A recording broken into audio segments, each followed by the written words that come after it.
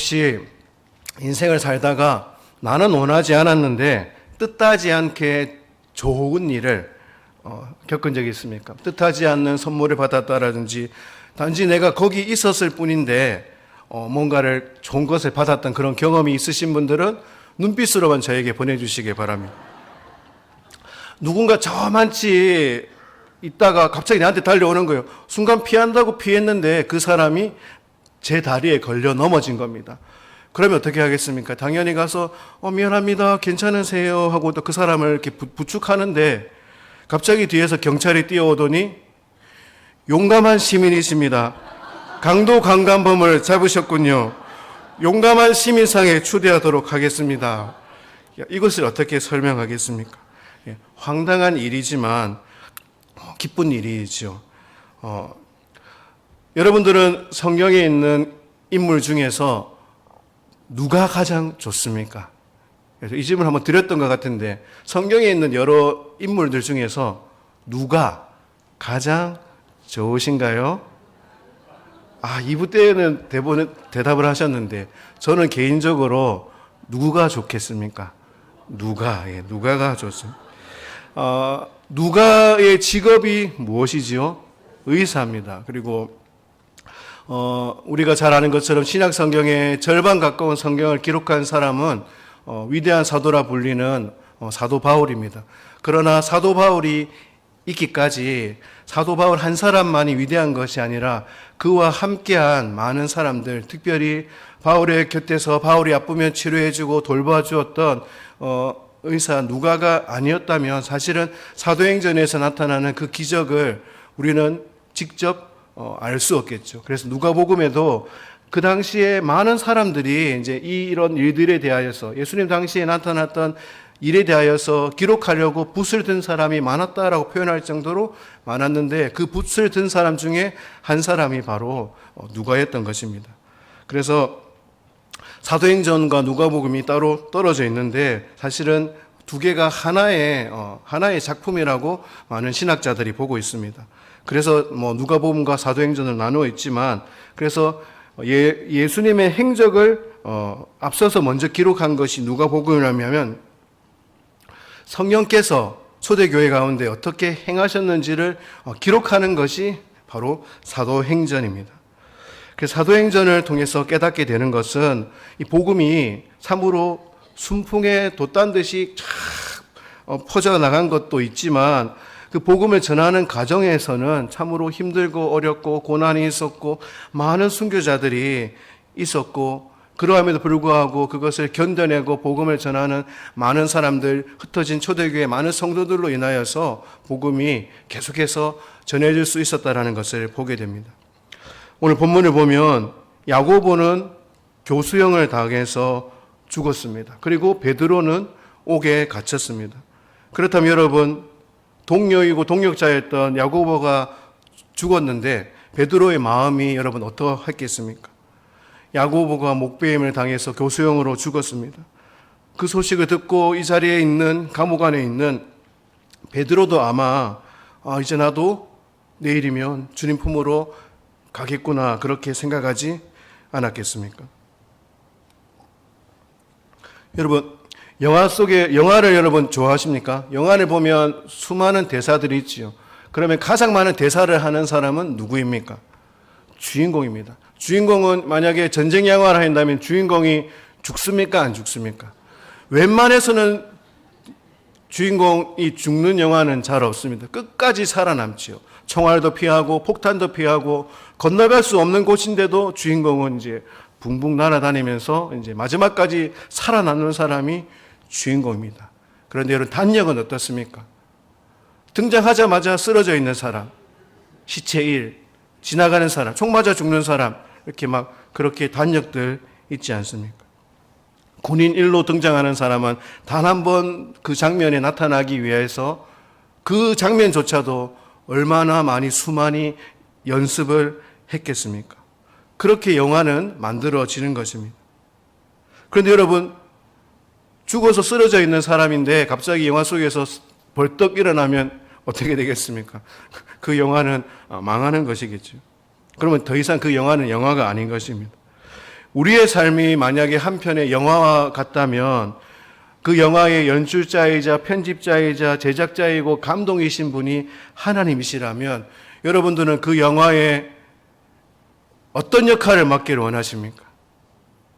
그렇죠. 그렇게 작게 말하는데 주인공이고 싶지요. 주인공이고 싶지 않은 사람이 누가 있겠습니까? 우리의 생각과 우리의 마음은 그렇지만 아마도 영화와 같다면 우리의 역할은 저마다 다를 것입니다. 우리의 눈에 보일 때 주인공의 역할도 있겠고 우리의 눈에 보일 때 아주 단역인 역할도 있겠지만 하나님의 눈에는 주인공이 따로 있고 단역이 따로 있을까요? 없을까요? 있을까요? 없을까요? 없다라는 것을 우리는 알게 됩니다. 저마다 다르게 하나님께서 사용하시는 방법이 다르기 때문입니다. 저는 개인적으로 한국 교회사를 좋아합니다. 또 한국 교회사 하면 교회사 이야기를 자주 하는 또 지금은 조금 아프신 한 분이 또 김종호 목사님이 또 한국 교회사를 전공하셨기 때문에 여러분이 한국 교회사는 그냥 교회사인 것처럼 생각하는데 이 한국 교회사는 사실 우리가 말하는 근대사와 연결이 되어 있습니다. 그래서 한국 근대사를 말할 때 교회사를 빼놓고는 결코 설명할 수 없는 많은 부분들이 있다라는 것을 보게 되고 근대사는 이 한국 교회사와 맞물려서 역사를 이어오고 있다라는 것을 보게 됩니다. 그리고 그 중에 특별히 또 교회사의 한 편을 들려드리고자 합니다. 지금으로부터 거의 한 140년 가까이 전에 중국에 파송된 울프 주교 선교사가 죄송합니다. 이제 조선에 대한 편지를 쓰게 됩니다. 그래서 조선에 대한 편지를 쓰게 되는데 그 조선의 선교사라는 편지의 내용이 어떤 선교 잡지에 실리게 되는데 그 선교 잡지는 어떤 것이냐 그냥 선교를 보고하는 편지의 형식으로 사람들에게 이렇게 전해지는 그런 작은 신문이었습니다. 그런데 한 젊은 청년이 그 선교 보고를 하는 그 선교의 내용을 보고 조선에 대한 관심을 가지게 됩니다. 그리고 조선이라는 나라가 도대체 어떤 나라인가 해서 그 조선에 대한 뜨거운 마음이 타오르기 시작합니다. 그리고 특별히 그는 조선이라는 지도를 보면서 어디에 비전을 품었을까요? 서울, 대전, 대구, 부산 어디에 비전을 품었을까? 아마 한 번쯤은 들어보셨을 건데 이 헨리 데이비스 선교사는 부산의 비전을 품었습니다. 우리가 몸담고 있는 이 땅. 1889년 한국에 오게 되는 것이죠. 그의 집안은 보게 되면 구남 3녀 중에 5명이 목회자이고 3명이 선교사인 집안으로 정말 복음을 위해서 살아가는 그런 가정이었습니다. 그런데 이 사람은 처음에는 사실은 성공회 출신의 사역자였는데 이 성공회가 어떤 곳이나 잠시 설명을 드리면 카톨릭과 모든 이제 예전은 같은데 종교 개혁의 영향을 받으면서 신앙 고백이 이제 어디가 중심이 되느냐 바로 우리 개신교와 같은 오직 예수 그리스도를 고백하는 그래서 외경을 조금 분리는 하지만 우리 개신교와 같은 신앙 고백을 하는 곳이 성공회인데 예배드리는 분위기를 보면 이제 꼭 천주교 성당에서 예배드리는 것 같은 분위기입니다. 그래서 성공회 출신의 사역자였기 때문에 이 사람이 이제 성공회 사역자로서 조선의 선교사로 가기 위해서면 어디에 허락을 받아야 되겠습니까? 당연히 이제 성공회 총회의 허락을 받아야 되겠죠. 그런데 성공회에서는 우리는 너를 조선에 보내줄 수 없다라고 이제 거절하였던 겁니다. 그렇다면 이 사람이 한국에 오기 위해서는 어떻게 해야 될까요? 그래서 이 분이 교단을 바꾸게 됩니다. 교단을 바꾸게 되면서 이제 그 당시에 그 호주에 있던 빅토리아 장로회로 옮기는 것이죠. 거기서 다시 신학을 공부하고 오늘로 말하면 편목 과정을 거친 것입니다. 그래서 안수받고 파송을 받아서 한국에 오게 된 것입니다. 그것이 무엇 때문이었습니까? 한국 선교, 조선에 대한 선교, 부산 땅에서 복음을 전하기 위해서입니다. 그리고 처음에 오기 전에 영국에 6개월 머무르는 동안 이분은 존 헨리 데이비스 목사님은 한 분을 만나게 됩니다. 여러분 귀에도 아주 지금 최근에 가장 잘 들었던 존 로스, 누군지 아시겠죠? 존 로스 선교사님을 만나게 됩니다. 한국어 성경을 번역한 최초의 선교사였죠. 이분을 통하여서 조선의 형편이 어떤지, 조선의 지금 상황이 어떤지를 좀 더 자세하게 듣게 되었습니다. 그리고 조선으로 들어온 후에 이 헨리 데이비스 목사님은 우리가 잘 아는 또 대한민국의 또 선교의 한 획을 끈 선교사님 한 분을 만나게 됩니다. 그가 누구냐? 언더우드 선교사님이죠. 이 언더우드 선교사의 입장에서는 같은 장로교단 목사가 왔으니까 같이 동역하면 좀 더 폭발적으로 사역을 감당할 수 있을 것이라 생각해서 이 헨리 데이비스한테 우리 같이 여기 남아서 서울에서 우리 복음을 전하자 했지만 이 헨리 데이비스는 어디를? 부산을 품고 있었기 때문에 거절을 하고 도보로 전도 여행을 하면서 부산까지 오게 됩니다. 그런데 그 당시에 환경과 여건이 여러분 지금처럼 교통수단이 좋은 것도 아니고 도보로 온다는 것이 지금도 걸어 올라가는 것이 쉽지 않은데 그 당시에는 얼마나 열악했겠습니까? 그래서 내려오는 과정 속에 풍토병에 걸려서 온몸이 만신창이가 되어서 결국 체력이 바닥되고 온몸이 아픈 상태로 부산에 도착을 하게 됩니다. 그리고 당시에 부산 우리 기독교 역사를 또 대표하는 게일 선교사님이 계셨는데 그 게일 선교사님 품에 안겨서 하루 만에 죽게 됩니다. 부산 복음화를 위하여서 그 큰 비전을 안고 왔는데 하루 만에 이제 부산에서 죽은 것이죠. 사역을 제대로 한번 펼쳐보지도 못하고 죽게 된 것입니다. 그런데 그의 죽음으로 끝난 것이 아니라 그의 죽음을 접한 멜버른 청년연합회가 1891년과 1894년에 두 차례에 걸쳐서 수많은 선교사를 한국에 보내게 됩니다.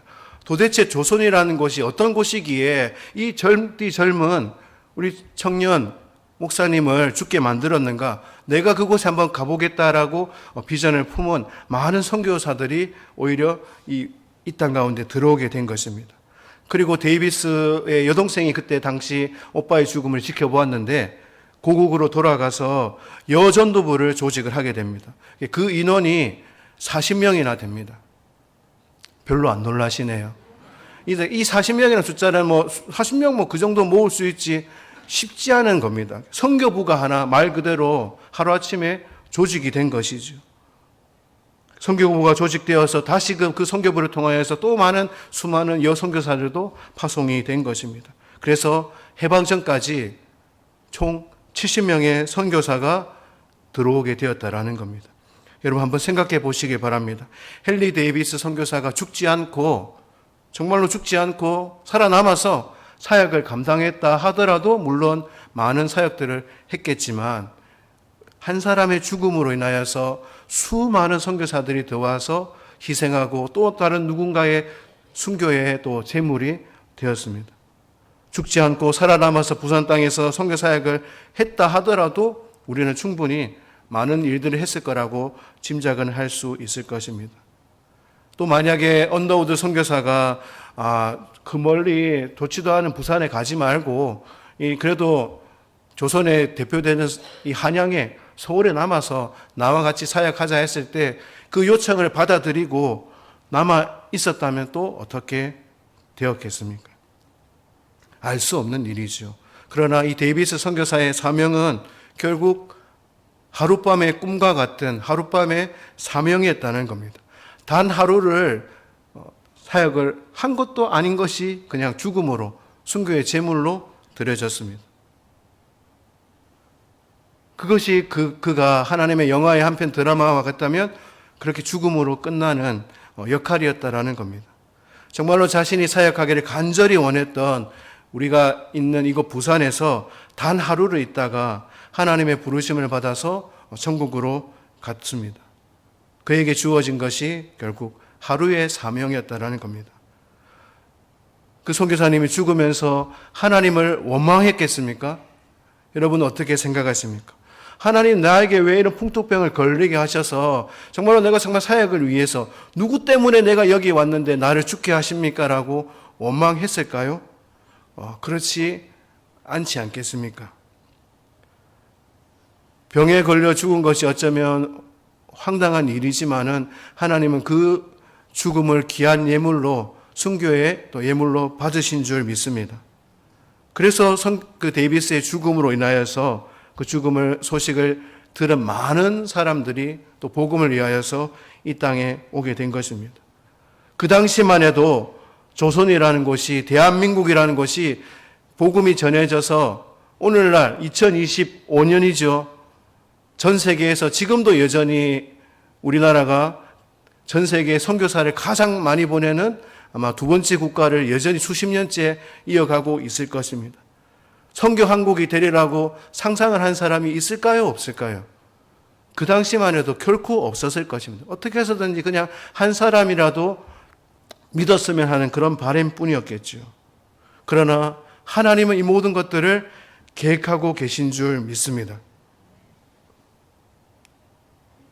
계획하고 계신 줄 믿습니다.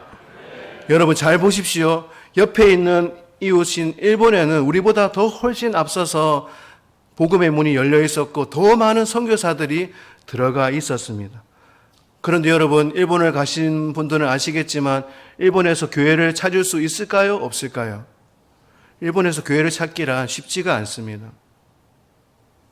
그렇게 많은 선교사들이 가서 복음을 전하였고 우리보다 앞서서 더 많은 선교사들이 헌신했음에도 불구하고 일본은 복음의 불무지와 같은 그런 곳이 되었습니다. 여전히 그 일본의 가정집들을 방문하게 되면 우리가 알 수 없는 이상한 작은 신들이, 다른 물건들이 있고 거기에 목례하고 그렇게 신으로 모시는 많은 일본 분들이 있다는 것을 보게 됩니다.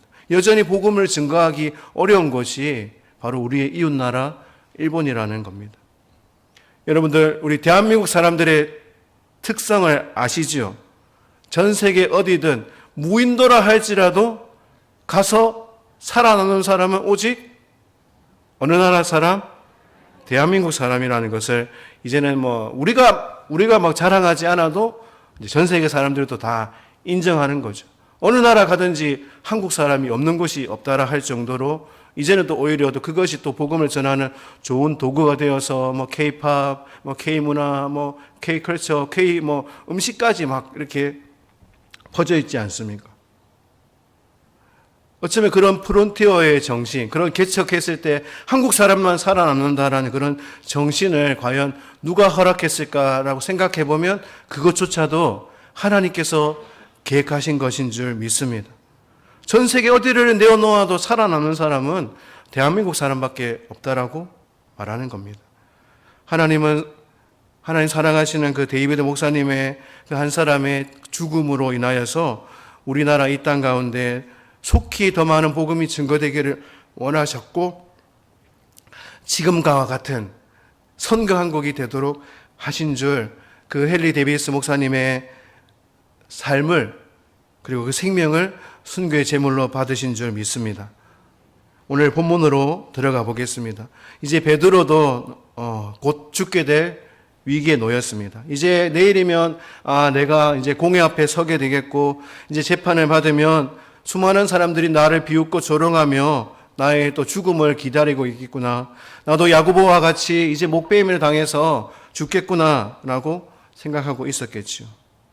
여러분들, 우리가 이 상황을 봤을 때 만약에 하나님께서 야고보를 먼저 살리시고 베드로를 먼저 죽였다면 또 상황이 어떻게 되었습니까? 이 당시에는 이 교회에 대한 핍박이 컸는데 베드로를 남겨둔 그런 이유들도 가만히 보면, 성경을 연구해 보면 나타납니다. 일단은 베드로를 남겨두는 것이죠. 야고보를 먼저 죽이고 베드로를 이제 정식 재판에 걸쳐서 넘기는 것이 사람들에게 보일 때 효과적이고 여러 가지 좋은 이득이 있다라고 판단했기 때문에 죽일 것인데 조금은 길게 놔두었던 것입니다. 그 당시 성경에 나타난 이 헤로드 아그리빠는 어떻게 해서든지 유대인들에게 잘 보이려고 그렇게 노력하는 사람이었습니다. 그래서 그것을 본문 3절 말씀을 보면 잘 알 수 있습니다. 우리 사도행전 12장 3절 말씀을 같이 읽겠습니다. 유대인들이 이 일을 기뻐하는 것을 보고 베드로도 잡으려 할새 때는 무교절 기간이라.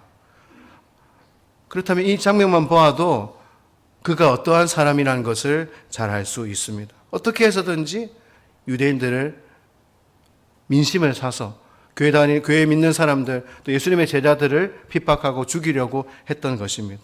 그래서 당연히 야고보의 죽음을 당연한 것으로 여기고 베드로 또한 잡아서 일단은 잠시 두었다가 처형하기를 그 또한 기다리고 있었던 것입니다. 베드로까지 붙잡혔을 때 가장 큰 위기는 어디였겠습니까? 바로 초대교회가 아니었겠습니까?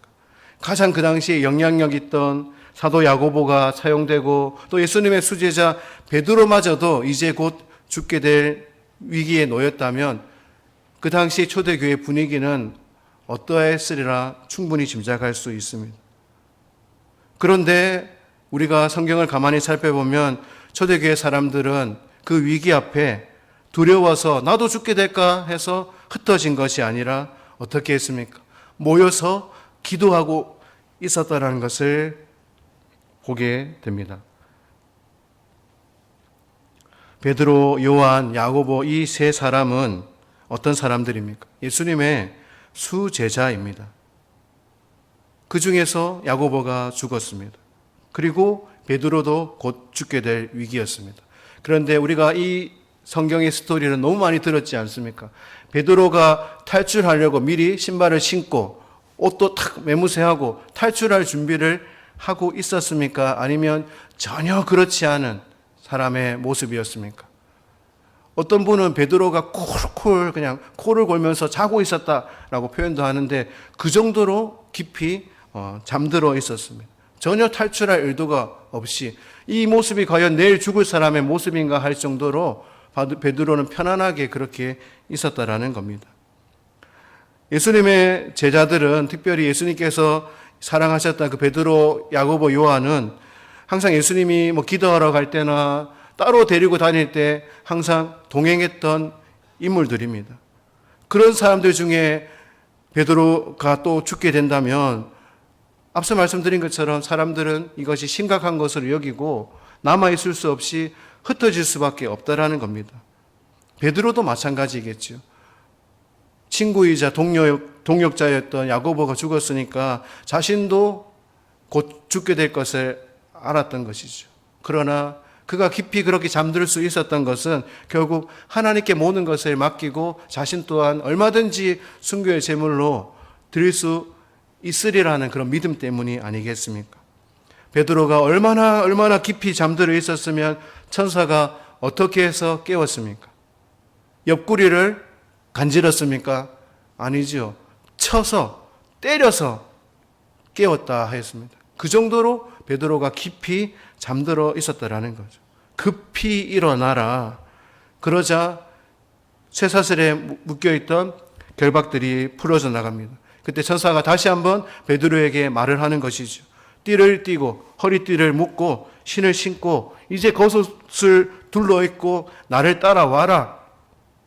베드로는 잠에서 덜 깬 상태로 따라갑니다. 여러분, 깊이 잠들었다가 갑자기 깨웠을 때 여러분 문을 제대로 찾으신 분 있으십니까? 깜깜한 밤에 갑자기 잠에서 깨었다가 베드로는 마치 그런 황당한 상황 속에서 단지 천사의 목소리만 듣고 그렇게 따라가고 있는 겁니다.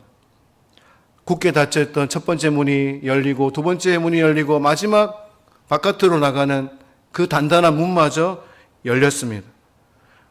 그러자 천사는 떠나가는 것이죠. 그리고 베드로만 남게 되는 것입니다. 베드로가 생각을 하게 되는 것이죠. 내가 왜 여기 있지? 어리둥절해 하지만 황당해 하지만 그제서야 깨닫게 되는 것입니다. 우리가 읽지는 않았지만 사도행전 12장 11절 말씀에 베드로는 이렇게 말씀합니다. 이에 베드로가 정신이 들어 이르되 내가 이제야 참으로 주께서 그의 천사를 보내어 나를 헤롯의 손과 유대 백성의 모든 기대에서 벗어나게 하신 줄 알겠노라 하여. 이 모든 것이 하나님의 뜻이었다라는 것, 자신이 이렇게 서 있고 풀려나게 된 것이 하나님의 뜻이라는 것을 깨닫게 되었습니다. 베드로는 곧장 마가 요한의 어머니 마리아의 집으로 갔습니다. 거기에 누가 있습니까? 믿음의 동역자들이 모여서 교회를 위하여서 또 베드로를 위하여서 기도하고 있었습니다. 그 집 문 앞에 서서 두드립니다. 어린 여자아이가 나와서 누구냐고 물었겠지요. 그러면 베드로가 뭐라고 대답을 할까요? 나다. 베드로다. 여자아이가 분명히 베드로의 목소리인 것을 확인했습니다. 다시 들어봐도 베드로의 목소리입니다.